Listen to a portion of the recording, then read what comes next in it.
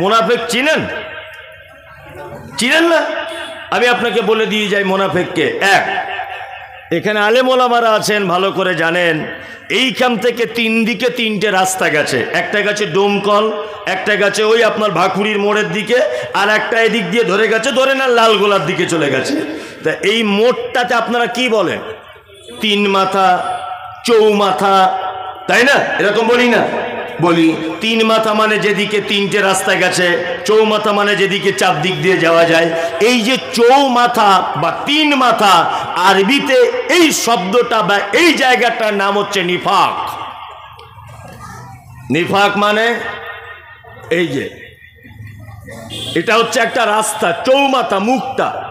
এখান থেকেই কথা বলা যাবে মোমেনের ব্যাপারে, এখান থেকেই কথা বলা যাবে বেঈমান হওয়ার জন্যে, এখান থেকেই কথা বলা যাবে মিথ্যা, এখান থেকেই কোরআন তেলাওয়াত, এখান থেকেই পরে দুর্নাম, এখান থেকেই মানে গীবত, পরনিন্দা। এই জায়গাটাকে বলা হয় কি? নিফাক। যেখানে একই ব্যক্তির ব্যাপারে ভিন্ন পরিস্থিতিতে, ভিন্ন সময়ে ভিন্ন কথা বলে, এ হচ্ছে পাক্কা মুনাফিক। একই ব্যক্তির ব্যাপারে শুধু একটুখানি ডিফারেন্স হলে দুই রকমের কথা। এরকম লোক আপনাদের সলুয়াতে নেই, আমাদের ওদিকে খুঁজলে পাওয়া যায়। যেমন আপনাকে একটা দৃষ্টান্ত পেশ করি। ফজরের নামাজ পড়ে মুসল্লি বার হচ্ছে, চাচা ইমাম সাহেবকে বলছে আসসালামু আলাইকুম, বলছে ওয়ালাইকুম আসসালাম।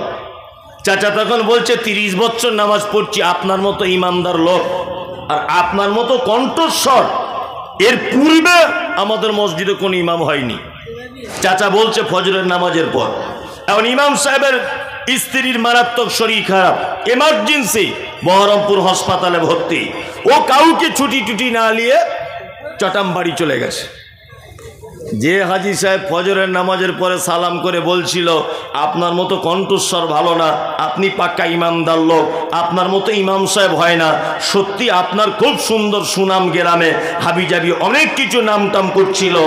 ও জোহরের সময় হাজি সাহেব এসে দেখছে ইমাম সাহেব নাই, আর কাউকে বলেও যায়নি। হাজি সাহেব তখন নিজে নিজের নামাজটা পড়ে মসজিদের বাইরে এসে বলছে সব ভালো, হুটহাট করে চলে যাচ্ছে, পাল্টে দিলে হয় না? এ হচ্ছে পাক্কা মুনাফিক। একই পাক্কা মুনাফিক। একই ব্যক্তি জোহরের সময় একরকম বলছে, ফজরের সময় একরকম। একই মুনাফিক। মুনাফিকের সাধারণত দুনিয়াবি দৃষ্টিতে যদি আপনি দেখতে চান, এর মুখে হয় মধু আর অন্তরে বিষ। একই মুনাফিক। বাহ্যিক দৃষ্টিতে মুনাফিক দেখবেন কেমন করে? মুহাম্মদ সাল্লাল্লাহু আলাইহি ওয়াসাল্লাম তিনি বলেছেন আয়াতুল মুনাফিকি সালাসাতুন। মুনাফিকের বাহ্যিক দৃষ্টিতে তিনটে গুণ। কটা গুণ? তিনটা। এক, কথা বললে মিথ্যা কথা বলে। দুই, ওয়াদা করলে খেলাফ করে। তিন, প্রতিশ্রুতি দিলে ভঙ্গ করে। আর একটা রওয়ায়াতে হাদিস এসেছে যে ঝগড়া মারামারি অশান্তি কিছু হলে অকথ্য ভাষাতে গালিগালাজ করে। এটা হচ্ছে মুনাফিক। মানে উপরে দেখতে পাবেন তার গুণগুলো। এখন সাহাবীগণ বলছেন আল্লাহ রাসূল, কোন লোক যদি মিথ্যা কথা না বলে, কোন লোক যদি ওয়াদা খেলাফ না করে, কোন লোক যদি তার আমানতের রক্ষা করে, কিন্তু লোকটা ঝগড়া করলে গালাগালি দেয়, তিনটে গুণ তার ভিতরে নেই, একটা গুণ আছে, ও কি? মুনাফিক। ঘটনা ঠিক এরকম। ছোটবেলাতে আমাদের মা চাচিরা বলতো যে ফোঁড়া হলে ফোঁড়া টিপে তার ভিতরে একটা বীজ থাকে, বীজ বার করে দিতে হয়। ওরে বীজ যদি না বার করিস ওই ফোঁড়া আবার অন্য পাছাতে গিয়ে উঠবে, বলতো না? আর এখনো মা চাচিরা তাই বলে, তাই না? তার মানে বীজ না বার করলে ও আবার অন্য জায়গাতে গিয়ে উঠবে। তা ঠিক তেমন ওর ভিতরে একটা মুনাফিকের গুণ রয়েছে, মানে ওর ভিতরে মুনাফিকের বীজ রয়েছে, বীজটা তুলে ফেলতে হবে। ভালো করে বুঝে নেন অন্তরের দিক দিয়ে মুনাফিককে। তারপরে এখনো তো মূল কথায় আসিনি আমি, এখন সবে জমি রেডি হচ্ছে। চলুন অন্তরের দিক দিয়ে মুনাফিককে আল্লাহ তাআলা বলছেন অমিনান নাসি মাইয়াকুলু আমান্না বিল্লাহি ওয়া বিল ইয়াউমিল আখিরি ওয়া মা হুম বিমুমিনিন। দল দল লোক, দল দল, তারা এসে আল্লাহ নবীকে এসে বলছেন, আল্লাহ নবী আমরা আল্লাহকে বিশ্বাস করি, কিয়ামতকেও বিশ্বাস করি, আপনাকে রসুল এবং নবী বলে মানি।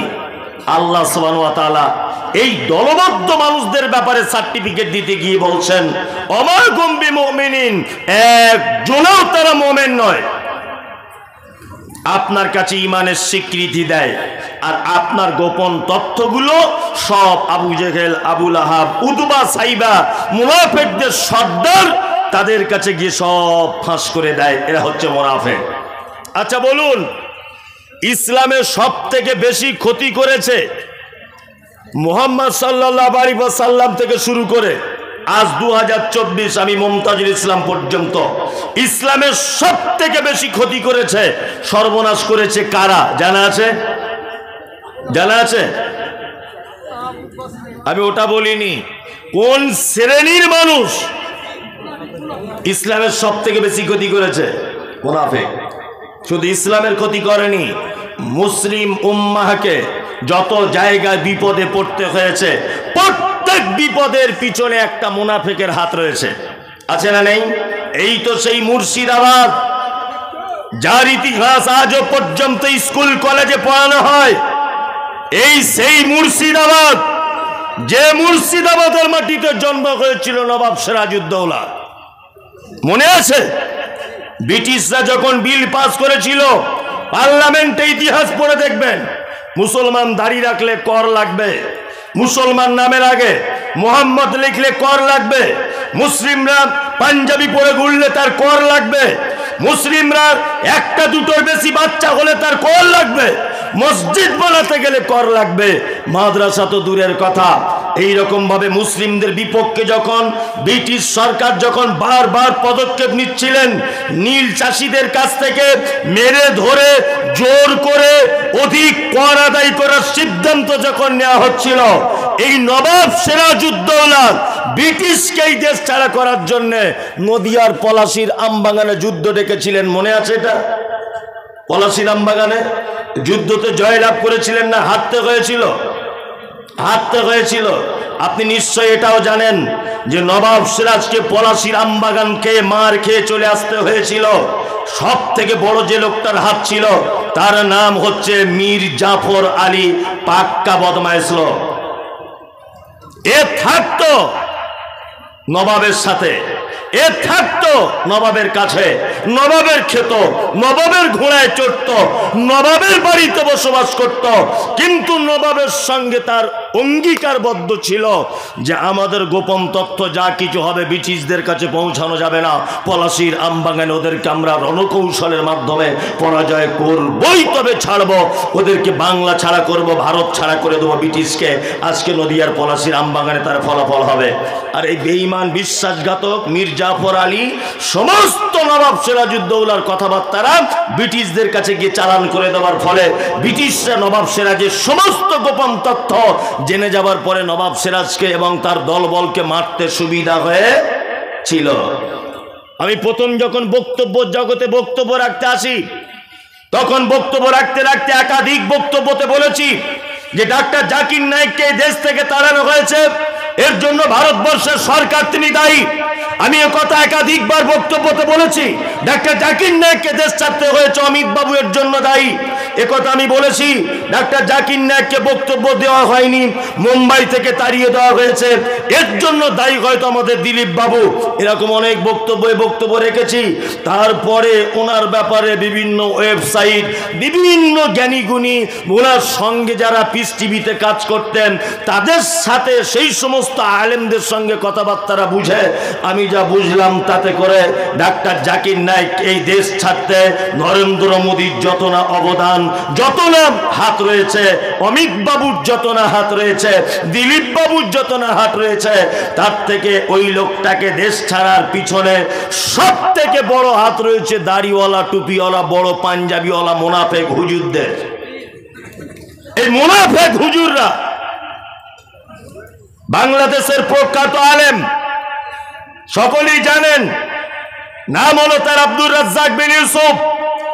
ইন্ডিয়া কারুর বইয়ের শাড়ি ধরে টেনেছে, কারুর মেয়ের ওড়না ধরে টেনেছে, ও কেন ভিসা পায় না?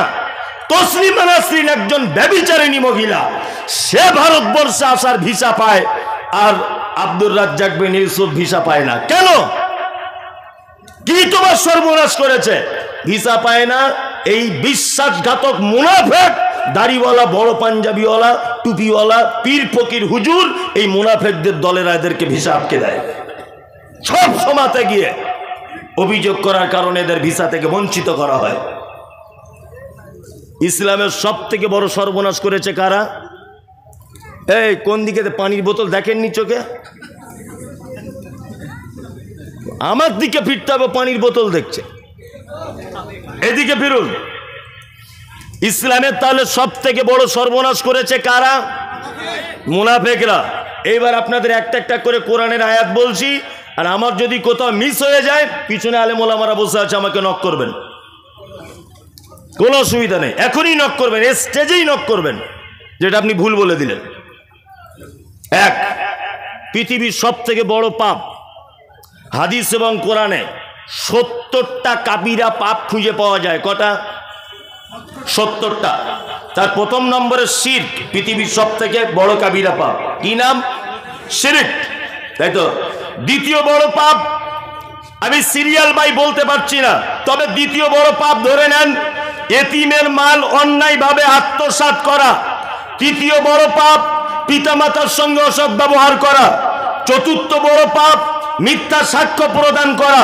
পঞ্চম নম্বর বড় পাপ, যুদ্ধের ময়দান থেকে পালিয়ে যাওয়া। ষষ্ঠম নম্বর বড় পাপ, সুদের টাকা খাওয়া। সপ্তম নম্বর বড় পাপ, ব্যভিচারে লিপ্ত হওয়া।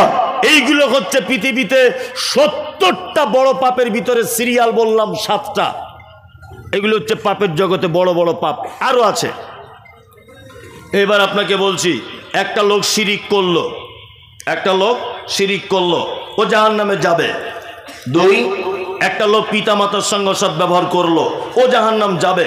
একটা লোক মদ পান করলো, ও জাহান্নামে যাবে। তবে এখানে যত আলেম ওলামা আছেন এবং আপনারা আছেন, আপনারা একজনে এটা প্রমাণ করে আমাকে দেখান যে আল্লাহ সুবহানাহু ওয়া তাআলা মুশরিকদের ব্যাপারে এবং পিতামাতার অবাধ্যকারীর ব্যাপারে, সুদ পান করার ব্যাপারে, ঘুষ খাওয়ার ব্যাপারে, জেনা করার ব্যাপারে নির্দিষ্ট জাহান্নামের কোন জায়গা স্থান উল্লেখ করেছে যে এই জায়গাটায় মদ পানকারী থাকবে, এরকম একটাও নাই।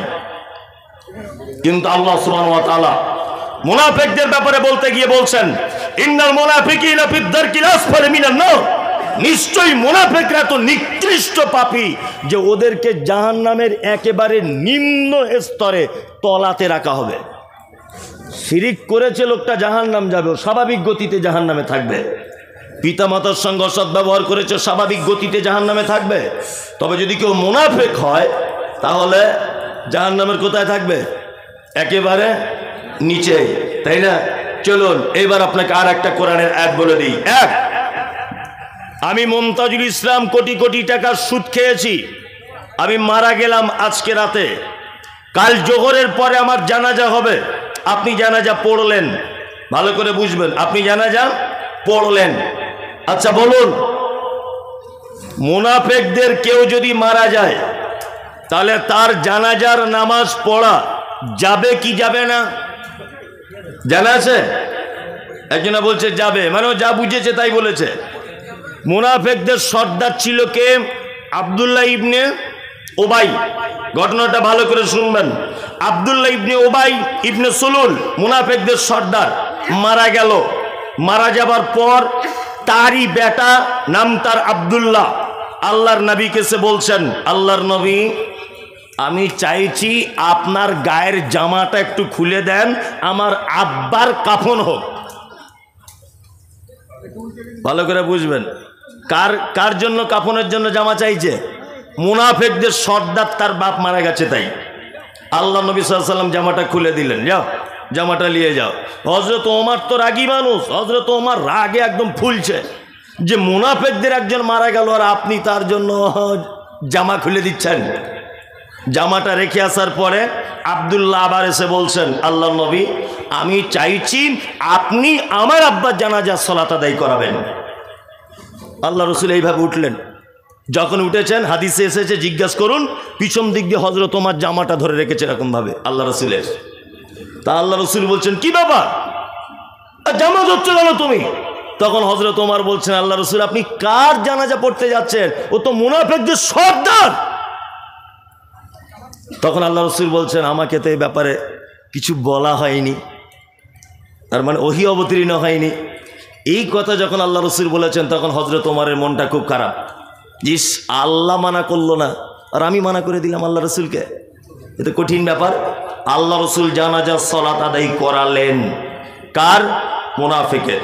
হযরত ওমর জানাজার সালাত আদায় করলেন। মর্মে হাদিসের অংশে বোঝা যায়, ভালো করে বুঝবেন। আসাদুল্লাহ গালিব হাফেজাহুল্লাহ বাংলাদেশে তিনি বলেছেন যে হযরত ওমর ওই জানাজাতে উপস্থিত ছিলেন। মর্মে বোঝা যায় জানাজার পরেও হযরত ওমর ফারুক রাদিয়াল্লাহু তাআলা আনহু আল্লাহ রসুলের সামনে যেতে পারছেন না, ভয় করছেন, লজ্জাবোধ করছেন, নিজেকে ছোট মনে করছেন যে আল্লাহ যেখানে ওহী নাজিল করলো না, অথচ আমি হযরত ওমর একটা ছোট মাপের মানুষ, আমি আল্লাহ রসুলের জামা ধরে টানলাম যে আপনি মুনাফিকদের জানাজার সালাত আদায় করবেন না।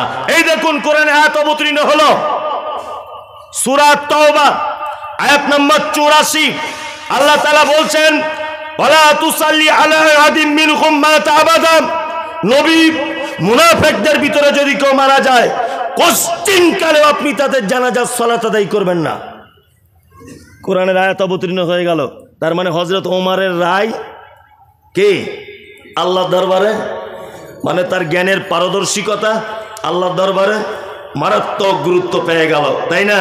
এই জন্য আল্লাহ রসুল কি বলেছেন, আমি চলে যাবার পরে যদি কেউ নবী হয় বা যদি কেউ নবী হতো, কে হতো? হ্যাঁ, হযরত ওমর। কেন? এই কারণে হতো হযরত ওমর, তার জ্ঞানের পারদর্শিকতা ওজন করে মাপে আনা যাবে না। হযরত ওমর বলেছিলেন আল্লাহ রসুল মুনাফিকদের জানাজা যাবেন না। আল্লাহ রসুল জানাজা পড়ালেন, কোরআনের আয়াত অবতীর্ণ হলো, ওয়ালা তুসাল্লি আলা আহাদিম মিনহুম মাতা আবাদা ওয়ালা তাকুম আলা কবরিহি। আরে মুনাফিকদের জানাজা পড়বেন না, এটা তো পড়বেন না। ওয়ালা তাকুম আলা কবরিহি, আপনি তাদের কবরে পর্যন্ত দাঁড়াতে পারবেন না।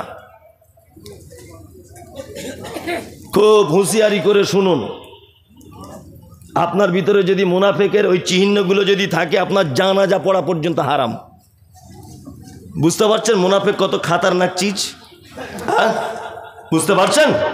চলুন এইবার আর একটা কথা বলে দিই। কারণ আল্লাহ বলছেন, কারণ ইন্নাকুম কাফারু, নিশ্চয়ই তারা অস্বীকার করেছে, বিল্লাহে আল্লাহর সাথে, ও রাসূলিহি রাসূলের সাথে, ও মাতু ওহুম ফাসিকুন, এবং তারা মৃত্যুবরণ করেছে ফাসিক অবস্থায়। তাই এবার একটা কথা বলি, আমি লাখ লাখ টাকা সুদের খেয়েছি, আমি ব্যভিচার করেছি, আমি হারাম খেয়েছি, আমি কাউকে হত্যা করেছি, আমি মদ পান করেছি, আমি এক কথায় বড় বড় পাপীদের ভিতরে একজন।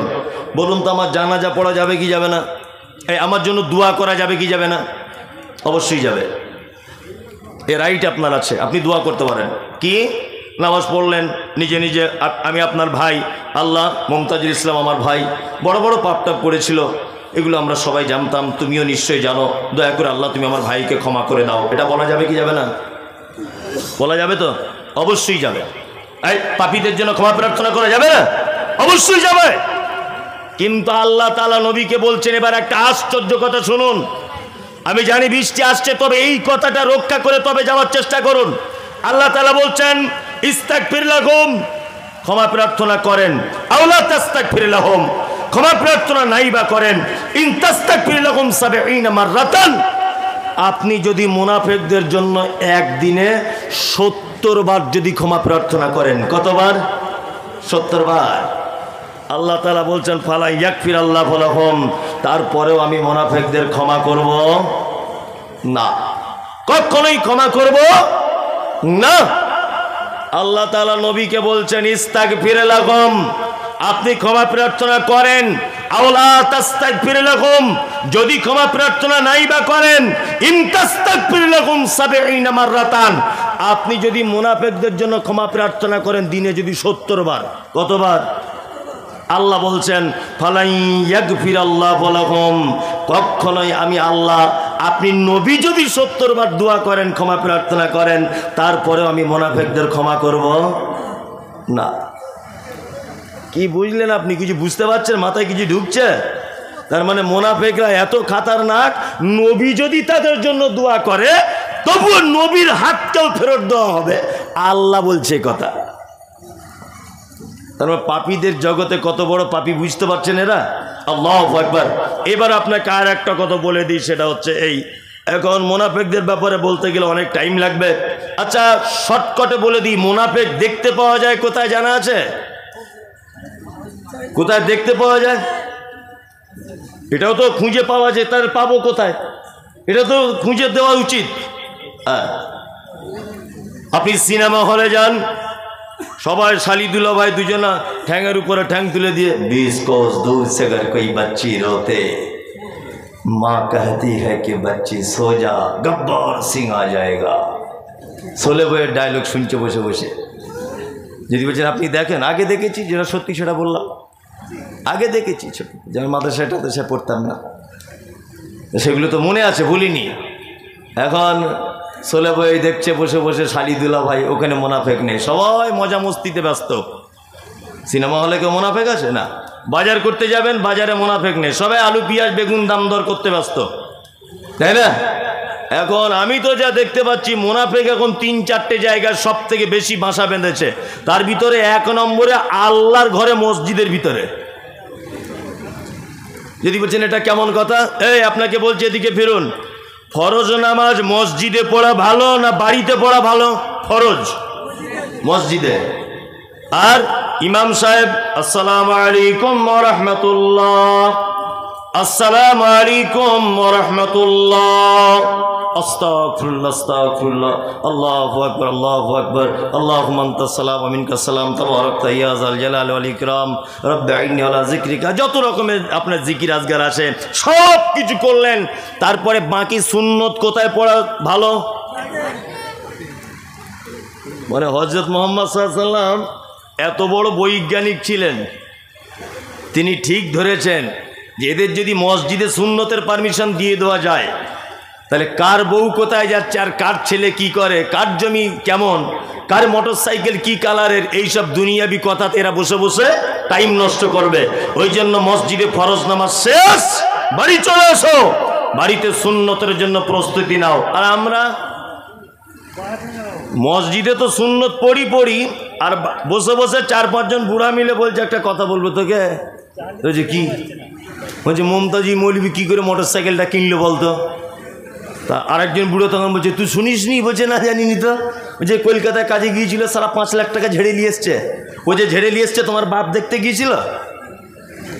হ্যাঁ, একটা বইয়ের স্বামী মারা গেছে, তা তার কাগজপত্র ঠিক করছে, ডেথ সার্টিফিকেট তুলবে, এটা ওটা, তা 4-5 বার ও বহরমপুরে যাচ্ছে আর আসছে, সপ্তাহে 3-4 বার। তা চায়ের দোকানে কিছু লোক, বয়স্ক লোক, বুড়ো লোক বসে বসে বলছে কি ব্যাপার, আগে ঘরে থাকতে এখন কেন বারে বারে যাচ্ছে? আরেকজন তখন বলছে দেখ মনে হয় কোনো কট লাইন টাইন করেছে। তো ও যে কট লাইন করেছে তুমি দেখতে গিয়েছিলে? হ্যাঁ, এই হচ্ছে পাক্কা মুনাফিক, একে পাক্কা মুনাফিকে। ওই জন্য বলেছি যে মসজিদের ইমাম সাহেবের এটা দায়িত্ব হবে। ইমাম সাহেব তো বেচারা পরের অধীনে থাকে, ওকে দায়িত্ব দিলে বিপদ হয়ে যাবে। অন্তত পক্ষে এই সিস্টেমটা চালু করবেন। এই গরমের দিন আসছে, নামাজ পড়া শেষ, 4 মিনিটের মধ্যে পাকা টাকা সব বন্ধ। কি বললাম বুঝলেন? 3 থেকে 4 মিনিটের মধ্যে পাকা টাকা সব বন্ধ। শুধু ইমাম সাহেবের ঘরে ওর প্রয়োজন মতো ব্যবহার করবে। মসজিদের পাকা চালিয়ে কার বউ কোথায় যায়, কার গরু হারিয়ে গেছে, কে মোটরসাইকেল কিনেছে, কে রাস্তার ধারে জমি কিনেছে, তোমার কি বাপের ঠিকাদারি লো আছে নাকি? এই মসজিদে আপনাদের দিকে আলোচনা করে সব, এসব মুনাফিকের দল। আর আমি তো ইমাম সাহেবদের বলেই দিয়েছি, তোমার চাকরির যদি কোনোদিন 12:30 বাজে, তো ওই লোকটার জন্য বাজবে যে লোকটা তোমার কাছে বসে সারাদিন ঘুজির ঘুজির সতীনের মতো গল্প করে, আর তোমার ভাত আর ওর ভাত ভাগ করে করে খায়, গলায় গলায় মিল, তোমার গোপন তত্ত্ব সব ও জানে। তোমার চাকরি যদি কোনোদিন যায়, ওই লোকটার কারণেই তোমার চাকরি সর্বনাশ হবে। ওই জন্য বলছি পীড়িত করা বন্ধ করুন। ইমাম সাহেব ভাইদেরকে বলছি, আমার কথা হয়তো মানে বয়স কম, শুনতে খারাপ লাগছে, কিন্তু কথা অতীব বাস্তব, একদম বাস্তব। আশ্চর্য ব্যাপার। আল্লাহ তুমি আমাদেরকে মুনাফিকি থেকে বাঁচা, বলুন আমিন, বলুন আমিন, আমিন। মুনাফিক সাংঘাতিক জিনিস। চলুন আর একটা শব্দের একটু ব্যাখ্যা করে দিই। যদি অসুবিধা মনে হয়, গায়েটায় পানি পড়ে, একটু সরে বসবেন, বিশৃঙ্খলা করবেন না। এখন দেখুন একটা কথা বলি, হয়তো এরকমও হতে পারে যে সলুয়াদের আজকে পরীক্ষা চলছে, তাই না? পাড়ায় কেউ অসুখে পড়ে থাকলে আমরা কি বলি? ঠিক হয়েছে শালা, বড্ড বাড়াবাড়ি করছিলে, বলি না? 3-4 মাস বিছানায় শুয়ে আছে, কি বলি? ঠিক হয়েছে, বড্ড বাড়াবাড়ি করছিল, পাগল। ঠিক হয়নি। যার পরীক্ষা যত কঠিন, তার ফলাফল তত ভালো। ও 1 বছর যাবৎ বিছানায় পেচ্ছাপ পায়খানা করছে, মানে এটা ভেবে নিতে হবে আল্লাহ ওর জন্য জান্নাতের বড় একটা অংশ রেডি করে রাখছে। কি বললাম বুঝলেন? তা আজকে হয়তো আপনাদের পরীক্ষাটা একটু কঠিন হচ্ছে, ধৈর্য ধরুন, হয়তো এর থেকে রেজাল্ট অনেক ভালো হতে পারে। হয়তো কাল সকালবেলা কেউ দেখবেন 4 চাকা গাড়ি করে এসে বলছে সোশ্যাল মিডিয়াতে দেখে 5 লাখ টাকা নিয়ে এসেছি, জাকাতের টাকা সলুয়া মাদ্রাসায় দেবো। হতেও পারে, হতে পারে না? টিকিট লেগেও যেতে পারে। যাই হোক, তার মানে আপনারা অসহ্য হয়েন না, বসে যান। 1 2 আর একটা উপাধির কথা বলি, মোশরেক। মোশরেক কোন কোরআনে আছে না? আচ্ছা, কারা মোশরেক? কারা? একজন বলছে হিন্দুরা, বলছে হিন্দু। এই পাগল, হিন্দুরা মোশরেক নয়। এই ব্যাপারটা অনেক আলেম ওলামা আছে, ব্যাপারটা বুঝে না। আমি বলেছি অনেক, কারণ নাম করে বলিনি, তারা ব্যাপারটা বুঝেই না। মোশরেক বলতে হিন্দু, আমাদের বর্তমান সমাজে যত ধর্ম দেখতে পাওয়া যায়, আপনার হিন্দু, খ্রিস্টান, জৈন, ইহুদি, হাঁড়ি, চুয়ার, চামার, মেথর, বাগদি, ছুতর, যত আর কি দুনিয়ায় ধর্ম নামে পরিচিত আছে, এরা একজনও মুশরিক নয়। এরা হচ্ছে সব সাবেঈ। এরা কি? সাবেঈ। কোরআনে শব্দ এসেছে সাবেঈ। সাবেঈ কারা? সাবেঈ হচ্ছে তারা যারা আল্লাহকে বিশ্বাস করে, তারপরেও এক একটা দেবদেবীর এক এক রকমের আলাদা আলাদা পাওয়ার আছে, এইটা বিশ্বাস করে। এরা হচ্ছে সাবেঈ। হিন্দু ভাইকে জিজ্ঞাসা করবেন এই বৃষ্টি দিচ্ছে কে, ও এক চান্সে বলবে উপরওয়ালা, বলবে না? তার মানে ও জানে উপরে একজন আল্লাহ আছে। কিন্তু ওই লোকটাই তার বেটাকে বলছে, তার বেটিকে বলছে, এই আজকে সরস্বতী পুজো, সরস্বতী হচ্ছে বিদ্যার দেবী, যদি চাকরি বাকরি পেতে চাস তাহলে সরস্বতীর কাছে যা। তার মানে চাকরির ডিপার্টমেন্ট আর লেখাপড়ার ডিপার্টমেন্টটা সরস্বতীর আছে, এটা ওর বিশ্বাস। আর যারা লহালক করে ব্যবসা করে, ওরা কি পূজা করে? বিশ্বকর্মা। মানে ওদের দামি বিশ্বকর্মার হাতে লহালক করে ডিপার্টমেন্টটা আছে, তাই না? আর হিন্দু ভাইরা পুকুরে যখন স্নান করতে যায়, তখন দেখবেন এইরকম এরকম করছে না? হিন্দু শাস্ত্রের দাবি হচ্ছে এই, সারা পৃথিবীতে যত মানুষ এবং যা কিছুর আগমন, প্রত্যেক প্রাণী গঙ্গা দেবীর সন্তান। তার মানে একটা মানুষ কতদিন বাঁচবে, একটা মানুষ কতদিন পর মৃত্যুবরণ করবে, তার কতদিন পৃথিবীতে থাকা হবে, কতদিন অসুখে পড়ে থাকবে, কতদিন চাকরিজীবী হবে, কতদিন রিটায়ার করবে, এ টু জেড বিষয়ে গঙ্গা দেবীর ডিপার্টমেন্টে রয়েছে। ওই জন্য বুড়া লোক পানিতে নেমে এরকম করে বলতে চায়, মা গঙ্গা দেবী 70 বছর তো হয়ে গেল, আর অন্তত 10টা বছর বাঁচিয়ে দাও, কারণ ডিপার্টমেন্ট তোমার হাতে। এ হচ্ছে কি? সাবেঈ। যদি বলছেন মমতাজুল সাহেব মুশরিক কে, মুশরিক আমাদের ভিতরে। মুশরিক কারা? নামধারী মুসলমানদের ভিতরে। হিন্দু মুশরিক নয়, ইহুদি মুশরিক নয়, কলবিল যত আছে এরা কেউ মুশরিক নয়। মুশরিক কে? মুসলিমদের ভিতরে। প্রমাণ এই দেখুন, আপনাকে দেখাই। আল্লাহ তাআলা নবীকে বলছেন, নবী আপনি জিজ্ঞাসা করুন আবু জাহেলকে, কি আরে দিন এবং রাতের বিবর্তনের মালিক কে বলো? তখন আবু জাহেল বলছে, দিন এবং রাতের বিবর্তনের মালিক আল্লাহ। আল্লাহ নবী সাল্লাল্লাহু আলাইহি ওয়াসাল্লাম জিজ্ঞাসা করছেন, চাচা বলো সুস্থতা এবং অসুস্থতার মালিক কে? বলছে আল্লাহ। তখন মুহাম্মদ সাল্লাল্লাহু আলাইহি ওয়াসাল্লাম বলছেন, চাচা আপনি তাহলে আল্লাহকে বিশ্বাস করেন না কেন? তখন আবু জাহেল বলছে, মুহাম্মদ শোনো, ঘটনা হচ্ছে এই, রাত দিনের বিবর্তনের মালিক এটা আল্লাহ আমি জানি, সুস্থতা অসুস্থতার মালিক আল্লাহ এটা আমি জানি, সব কিছুর একচ্ছত্র মালিকানার দায়িত্ব আল্লাহর এটা আমি জানি, কিন্তু তোমার আল্লাহকে ডাইরেক্ট পাওয়া যাবে না, 360টা দেবদেবীর পূজা করার মাধ্যমে তাকে পেতে হবে। বর্তমান ভারত পাকিস্তান বাংলাদেশের অজস্র মুসলমানদের এই আকীদা আছে, আল্লাহকে ডাইরেক্ট পাওয়া যায় না, পীর হুজুরের মাধ্যমে, ফকিরের মাধ্যমে, তবে আল্লাহকে পাওয়া লাগবে, ডাইরেক্ট আল্লাহকে পাওয়া যাবে না। আমি বক্তব্য রেখেছি ডাইরেক্ট আল্লাহকে পেতে হবে, কোনো মাধ্যমে নয়। আমার এগেইনস্টে মুর্শিদাবাদের একজন বক্তব্য রাখছে আর বলছে মমতাজুল ইসলামের জন্মের ঠিক নাই। কেন রে বাবা? আমার জন্মের সমস্যার কারণ কি? আমার আব্বা মা দুজনাই সুস্থ, জন্মের কেন সমস্যা হবে মনে মনে ভাবছি। তারপরে বলছো জন্মের ঠিক নাই, এই কারণে বিয়া দেবো জানে, গাছে উঠতে গেলে ডাল ধরে উঠতে হয়। আমি তারপরের বক্তব্যে বলে দিয়েছি, ওরে বিয়াদব, সব গাছের কি আর ডাল থাকে? মমতাজুল ইসলাম নারকেল গাছে ওঠে, তোর যে গাছে ডাল আছে ও গাছেই উঠবো না। কি বলছি বুঝতে পারছেন? তোর যে গাছের ডাল আছে ও গাছেই আমি উঠবো না, এটা হচ্ছে দলিল। কি দলিল?